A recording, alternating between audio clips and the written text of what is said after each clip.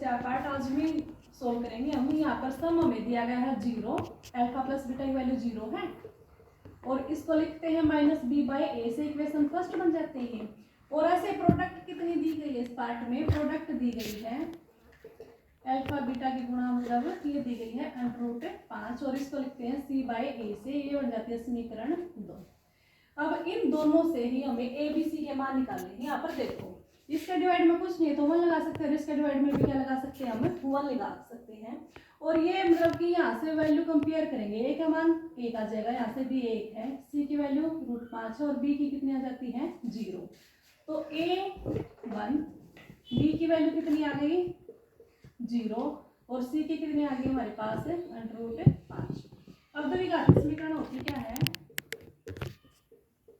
ये होती है ax² plus bx plus c = 0। ठीक है, a की जगह पे 1 है तो ये हो जाएगा x², b की जगह पे 0 है तो ये टर्म ही मिस हो जाएगी, मतलब bx नहीं आएगा।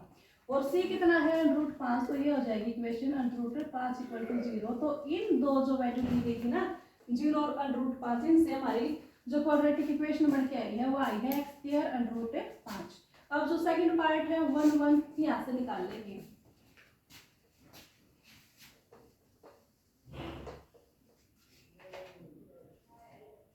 देखो अब मतलब कि सम है अल्फा प्लस बीटा और ये किसके इक्वल है 1 के इक्वल है।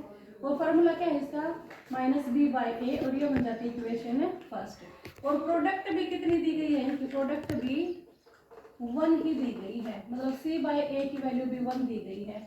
अब a कुछ नहीं है तो क्या हो जाएगा 1, क्योंकि इसके डिवाइड में 1 लगा सकते हैं।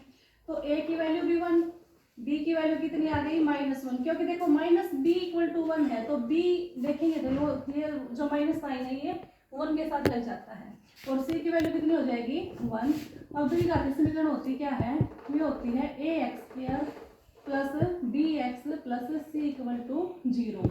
तो a की जगह पे 1 रखेंगे तो x² हो जाएगा, b की जगह पे -1 है तो ये -x हो जाएगा, क्योंकि 1 यहाँ पर लगाने की आवश्यकता नहीं है, इसको साफ कर देंगे। और c की वैल्यू कितनी है 1 = 0। तो अब इससे क्वाड्रेटिक इक्वेशन ये बन के आ गई, जो ये 1 1 दिए गए थे ना सम और प्रोडक्ट, इनसे ये बन गई हमारी क्वाड्रेटिक इक्वेशन। अब दो पार्ट और बचते हैं 1/4 और 4 1। अब सम कितना है, सम मतलब अल्फा प्लस बीटा की वैल्यू है -1/4 और ये होता क्या है -b बाय ए और इसको इक्वेशन फर्स्ट मानते हैं। अब ऐसे ही प्रोडक्ट है वो क्या होती है अल्फा बीटा की प्रोडक्ट और वो कितनी है 1/4 और ये फार्मूला किसका होता है c बाय ए का। सेकंड, अब इन दोनों इक्वेशन से हम a b c के मान निकाल लेंगे। a की वैल्यू कितनी आ जाएगी, क्योंकि देखो इसके डिवाइड में 4 है, यहाँ पर भी 4 है तो a का मान कितना आ गया हमारे पास 4 और -b = -1 है तो दोनों की माइनस कैंसिल आउट हो जाती है तो b की वैल्यू 1 आ जाएगी और c की वैल्यू कितनी आ जाएगी, वो भी 1 आ जाएगी।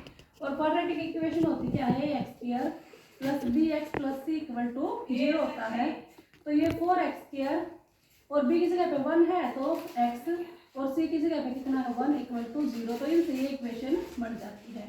अब लास्ट पार्ट बचता है पूरी एक्सरसाइज कंप्लीट होने में, वो बचता है उसमें क्या दिया गया है कि सम तो इक्वल है 4 के, मतलब कि अल्फा प्लस बीटा इसकी वैल्यू तो कितनी दी गई है 4 और ये -b बाय ए होता है।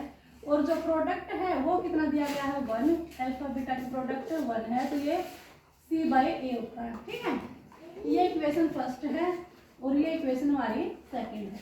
यहाँ से कंपेयर करते देखो डिवाइड में कुछ नहीं है तो हम क्या ले लेंगे, इसके डिवाइड में 1 ले लेंगे।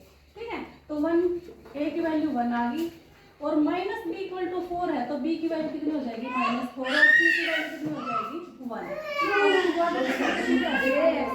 प्लस bx प्लस c = 0 होती है।